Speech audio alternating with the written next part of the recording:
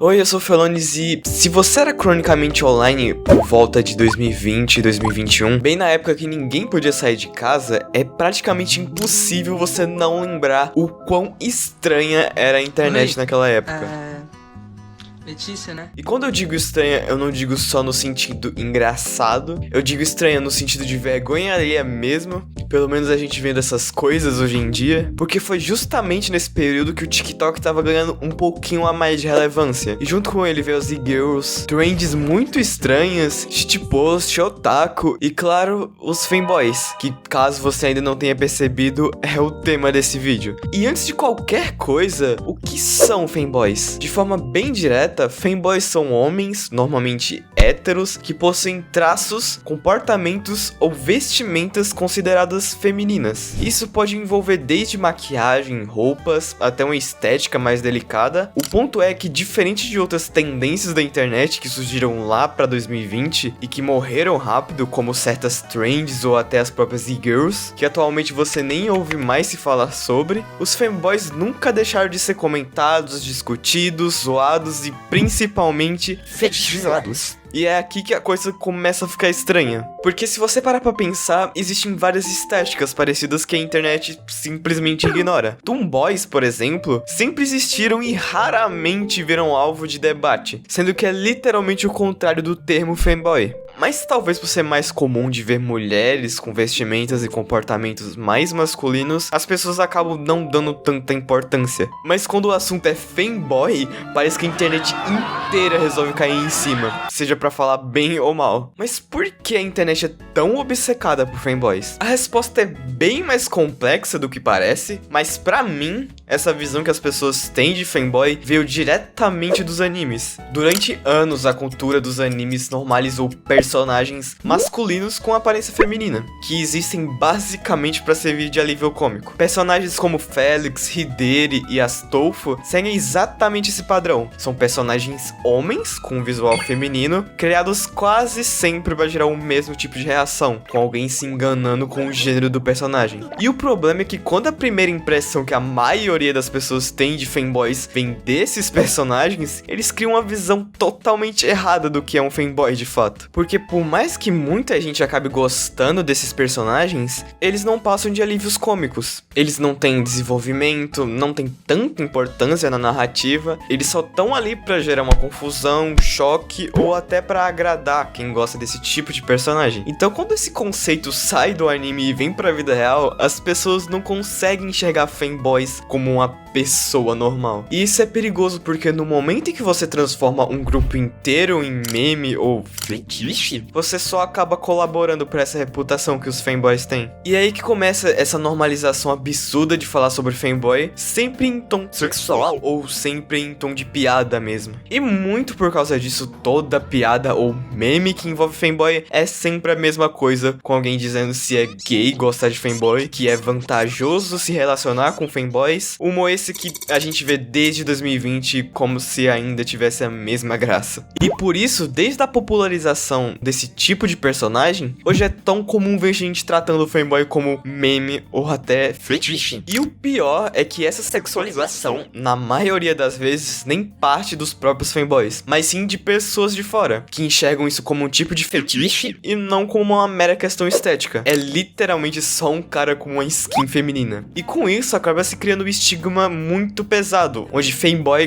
deixa de ser visto como alguém que só gosta de se expressar de forma mais feminina e vira automaticamente algo ligado a conteúdo adulto. E claro, tudo na internet vai ter um lado mais 18, isso é inevitável. Mas o problema aqui é que quando o assunto é fanboy, a maior parte das discussões gira em torno só disso. Quase ninguém fala sobre a identidade, sobre estética, sobre como é mal visto ser um fanboy. O debate sempre cai nessa visão sexualizada, reforçando ainda mais a ideia de que ser um fanboy é obrigatoriamente algo erótico, quando na prática não é. E aí a situação fica ainda mais problemática quando a gente se lembra de um pequeno detalhe. A maioria das pessoas que realmente são fanboys são menores de idade. Porque, né, não é comum você ver um fanboy de 40 anos por aí. Ou seja, a gente tem uma estética e um rótulo que são constantemente associados a conteúdo sexual. Enquanto boa parte de quem se encaixa nisso ainda é adolescente. Isso por si só já mostra o tamanho do problema. E não é querendo bancar o fiscal de humor, mas muito desses problemas vem dos memes e das piadas envolvendo fanboys. Porque além de ser um humor extremamente repetitivo desde 2020,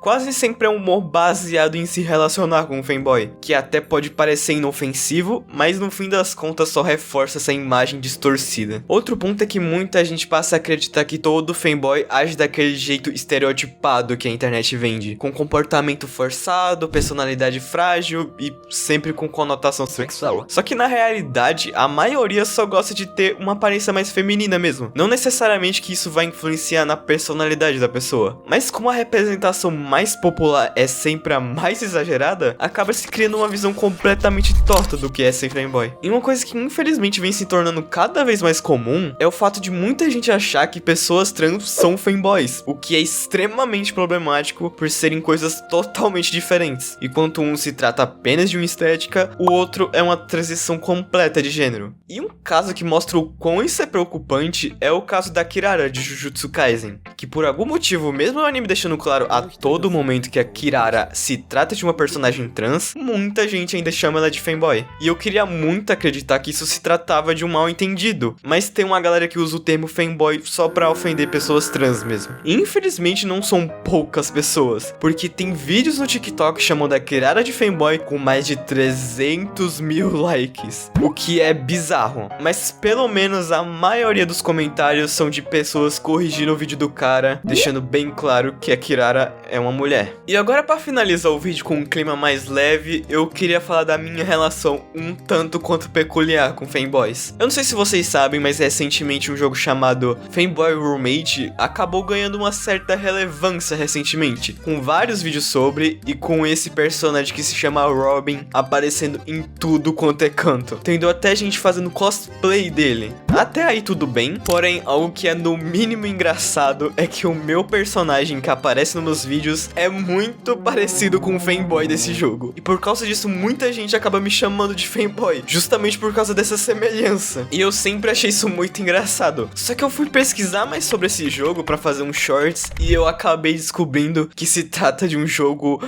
mais 18, que tá na Steam.